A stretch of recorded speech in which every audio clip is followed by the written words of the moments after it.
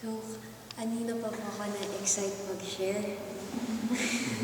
Kasi mga 3 beses na ata ako nabitin. So, ang i-share ko po muna ngayon is yung ano po muna, yung tungkol po dun sa suppliance.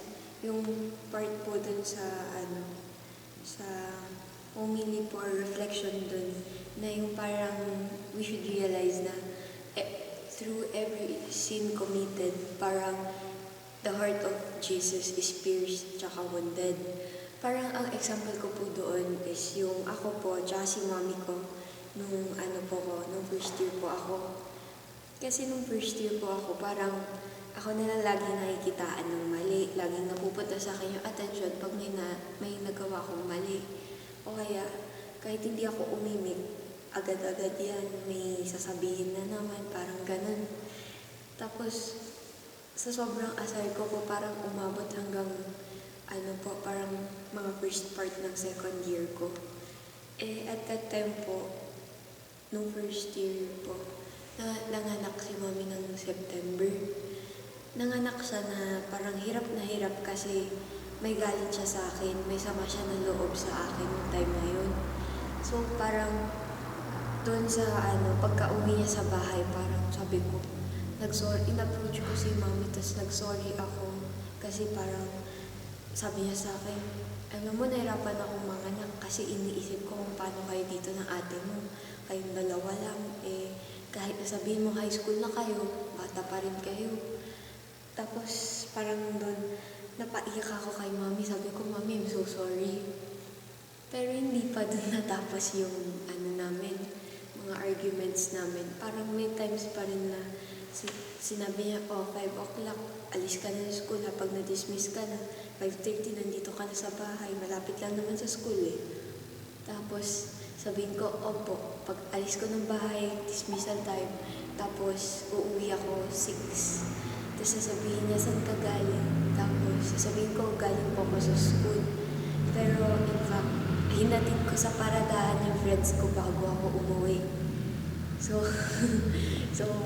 parang ginawa kong everyday habit yun hanggang summer vacation. Tapos, nung second year po, parang naalala ko, August 7, exactly on that day, Sunday po nun, sumali kami ng Breps. Yun yung first time na officially sumali kami ng Breps, kaming Castro Sisters. So, ever since po nag-start kami sumali ng Breps, yung first vigil po namin na dito rin po sa place na to, may na-share din po ako, hindi ko lang maalala, pero nag-share ulit ako nun. At parang every time mag-share ako kahit Vespers po, parang magaan sa loob. Kaya ngayon parang yung relationship namin ni mami parang maganda kasi parang kung ano man yung nasa past na i-share ko sa kanya, pero na i-share ko rin sa kanya yung mga realizations ko. So parang yun pong relationship namin ni mami ngayon, hindi po mangyayari kung hindi ako natuto sa nangyari noon. So, ngayon may isa pa po akong i-share about po yung sa promoter. So, tayong Brevs, paano natin pinopromote si God? Tayo sa Brevs, meron tayong Brev stock. And i-share ko lang po yung kanina po kasi, dismissal time, may nag-approach po sa akin na batchmate ko. Sabi niya, Christy, di ba kasali ka dun sa Brev stock? Tapos sabi ko, oo. Tapos sabi niya, anong church kayo? Ay, Roman Catholic ako, sabi ko. Tapos Brevs yung group namin. Brevstock yung parang mission ng group namin. Tapos, he was like, talaga, akala ko born again kayo. Kasi ganun ang ginagawa namin sa church namin. Tapos, parang yung iba kong Catholic friends, sabi nila, oo nga, sigurado ka ba? Sabi ko, oo, hindi lang naman porket Katoliko tayo hindi natin magagawa na parang manghikayat ng kahit ibang religion to come with us and worship together.